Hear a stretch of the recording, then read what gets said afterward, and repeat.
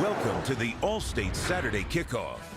And welcome everybody to UB Stadium. Doug Sherman along with former Ohio State Buckeye Dustin Fox. So glad you could trending join in the us. right direction. Yeah, both teams looking to win 4 games in a row. For Buffalo, they haven't done that since 2013. And for Western Michigan, they're looking to win their first road game. I love this beautiful fade stop. The cornerback can't do anything about it. His head's turned. The ball's already out.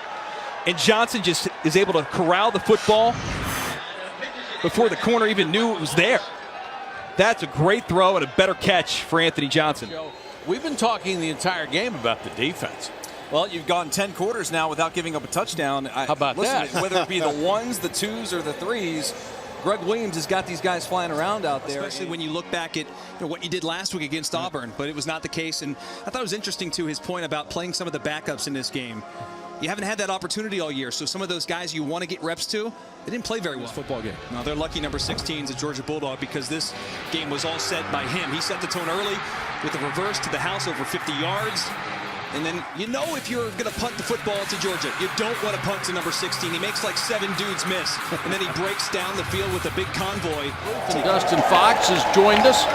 Dustin, that last goal line stand really got the crowd energized, didn't it? That was sweet, right? For the third string, fourth string guys who were in the game and sort of bowing up there trying to make a roster spot. Kind of looked like they knew what they were doing. Unfair. I'm just watching Landry the entire play, and his burst, his get off the ball. Watch it, number 7. I mean, he's off the ball before the ball's even snapped. I mean, 59, your left tackle, Joe Austin, has no chance. By the time Austin gets back at his pass set, Harold Landry is in the lap of Shane Morris. Yeah, both these teams know how to score. They just do it in different ways. Kennesaw State, they run the spread, triple option attack, and when you look at Sam Houston, they do it through the air with Jeremiah Briscoe, one of the top quarterbacks in the entire country. A.J. Dillon, the young freshman tailback for Boston College, is having himself a day. 19 carries for 96 yards and a touchdown. This one's going to go for 18. Big-time, powerful runner out of the backfield who's just starting to figure out how to run with his pads, and Coach Scott Leffler is excited as all the top of your screen. You got a little bunch set here with Yeti and Davion. This is going to be a tough matchup for South Dakota. In the pocket. Catch made, touchdown. A bullet to Davion Davis. Second touchdown for Davis today. That's one for 13 yards. Well, there's that matchup, and it's so difficult when you get wide receivers on 2 different levels. Look at this. They try to pass this off, and there's nobody there as they're playing a little zone coverage, and that's a dime dropped by Jeremiah Briscoe. Well, he's complaining about the timeouts that he took. So pretty much everything went well for Pitt in the first half. The thing that stands out to me is they wanted to run the football, Robert, and what did they do? There's going to be a little bit of a pick here that's not called as Maddox comes over top to try and help out on Christian Turner, and he just can't get there. And Christian Turner's off to the races, shows tremendous speed getting to the end zone.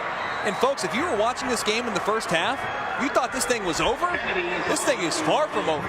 I expect a 15-round heavyweight fight. Those are the exact words from Coach Jimmy Ogle, the offensive coordinator of Jacksonville State. We spoke to him on the field before the game. Talk about Eli Drinkwitz and what he looks for in his quarterbacks. Toughness, preparation, decision-making, accuracy, leadership. I think leadership's the most important out of all those things, honestly, because you are the most important player on the field.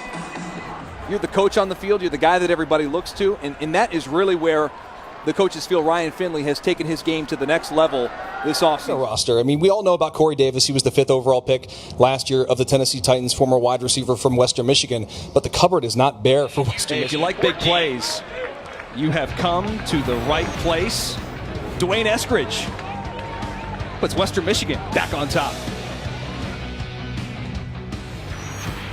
NC State, they lose to South Carolina in the opener, but they were awesome on offense. I mean, they moved the football up and down the field, but a couple of turnovers and a kickoff return for a touchdown.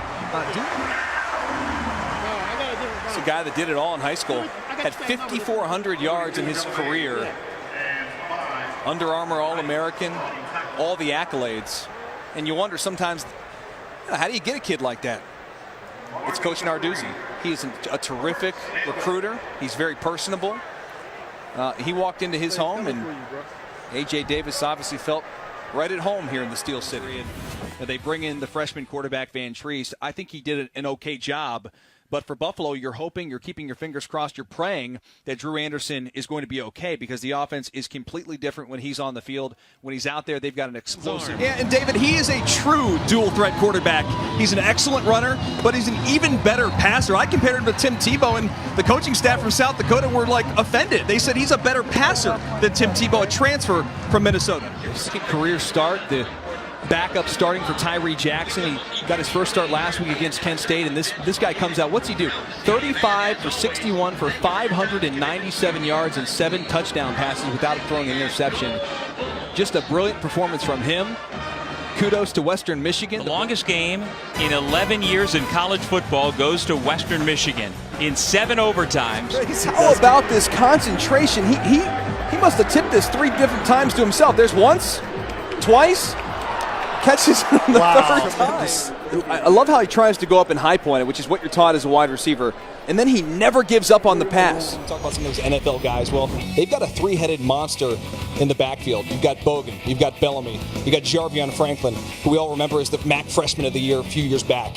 They do it all. They all complement each other very, very well. The challenge, I think, from Coach Lester will be, how do you divide the carries up?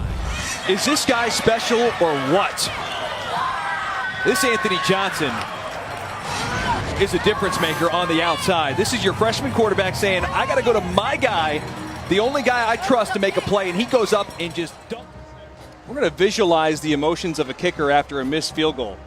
Throw your helmet, scream some curse words, get crazy, get upset, and then say, all right, let's practice some kicks. Back to business. Gotta love the psyche of a kicker. That's Michael Armstrong, number 37. 2nd and 1 at the goal line. I'm giving the football to 21, letting him get a little taste. He's the deep back. In motion, Hall. Handoff, Davis diving over the right side, powering his way in for a Pitt touchdown. A.J. Davis makes it 20-0.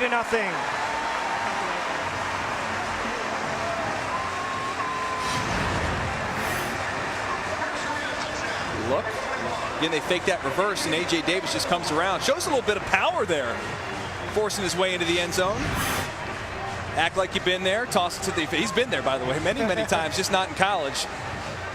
A lot of touchdowns in high school, and certainly I think Pitt fans are going to expect a lot of number 21 finding the end zone for years to come.